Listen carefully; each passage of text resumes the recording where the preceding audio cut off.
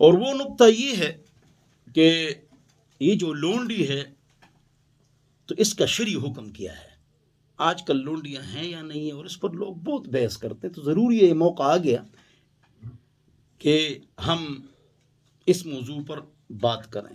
او ما ملکت ایمانہم. دیکھو، پہلی بات تو یہ ہے کہ قرآن و حدیث میں لونڈی کا ذکر ہے، جی ہے، اور آج تک ہے، جی آج تک ہے. تو آج تک اس کا حکم ہے، لیکن کیسے؟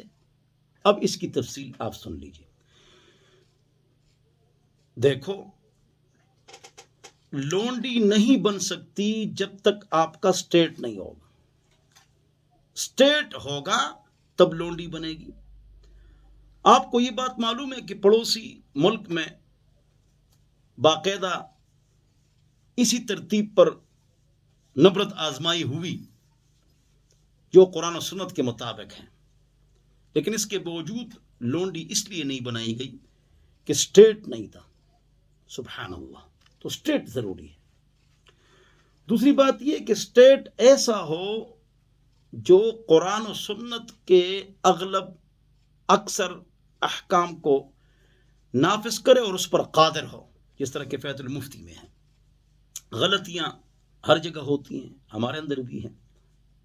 تو اسی طرح دوسری شرط جو ہے وہ یہ ہے کہ وہ قرآن و سنت کے نفاذ پر قادر ہوں کہ فیض المفتی، اور اکثر نافذ ہوں. دوسری شرط یہ. تیسری شرط یہ کہ لونڈی اس کو نہیں بنایا جائے گا جو کافر عورتیں ہیں پوری دنیا میں، نان مسلم عورتیں، حرام ہے، ناجائز ہے، وہ بدکاری ہوگی، یا اس کو پیسوں پر خریدا جائے وہ بھی حرام ہو. یاد رکھو، سنا گیا ہے اور لوگ کہتے ہیں، اور یہ بات غلط ہے، کہ عرب جو گھر میں ان کے گھر میں مستورات کام کرتی ہیں تو ان کو لونڈیاں سمجھتے ہیں. یہ بات بالکل غلط ہے، یہ کسی کا فتویٰ نہیں، یہ بات بالکل غلط ہے اور گناہ کی بات ہے. کسی کافر عورت کو لونڈی بنانا یہ حرام ہے اور ناجائز ہے. وہ جو میدان کارزار میں آئے، 2 آپ کے سامنے آئے، 3 آپ کو نقصان پہنچائے، 4 اگر نقصان نہ پہنچائے تو جو آپ کو نقصان پہنچاتے ہیں ان کی مدد کریں. تب اگلی چوتھی بات یہ ہے کہ یہ تب ہے جب اس پر کوئی معاہدہ نہ ہو. چنانچہ تمام ممالک نے معاہدہ کیا ہے کہ اگر ہم آپس میں مشورہ کریں اور معاہدہ کریں کہ ایک دوسرے کی مستورات کو بطور لونڈی کے استعمال نہیں کیا جائے گا، تو یہ اگر معاہدہ ہو جائے تو اس میں ممانعت نہیں ہوگی، اور تمام ممالک نے اس پر معاہدہ کیا ہے.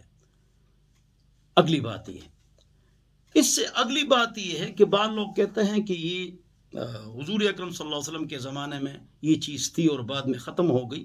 نہیں، سوری، غوری، محمود غزنوی، سلطان ٹیپو، التمش، محمود الفاتح، سلطان عبدالحمید ایوبی، عبدالی، ہارون رشید، التمش، سلطان عبدالحمید، مغل حکمران، یہ تمام سیٹ اپ میں باقاعدہ یہ رہا ہے. اور قرآن میں کیا نہیں ہے کہ فلانے کفاروں میں آپ نے غلام کو یا لونڈی کو آزاد کرنا ہے، تو اس کی مشروعیت ہے نا. تب تو پاک رب نے قرآن میں فرمایا کہ آزاد کرو. تو بہرحال قرآن نے اور حدیث نے ترغیب دی کہ ان کو آزاد کرو، ثواب بڑا ملے گا. سبحان اللہ.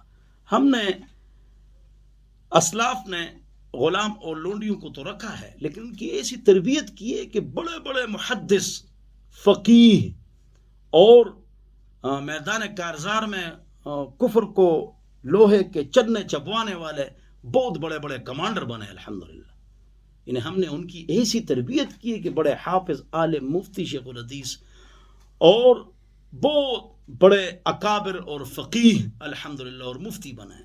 چنانچہ جو فقہاء 7 ہے، 7 بڑے بڑے فقہاء، 4 اماموں سے بڑے، اور مالک، شافعی، احمد، ابو حنیفہ، بخاری، مسلم، ترمذی سے بڑے 7 فقہاء 7، وہ جو ہیں اس میں 6 کے 6 کون تھے؟ غلام تھے. سبحان اللہ.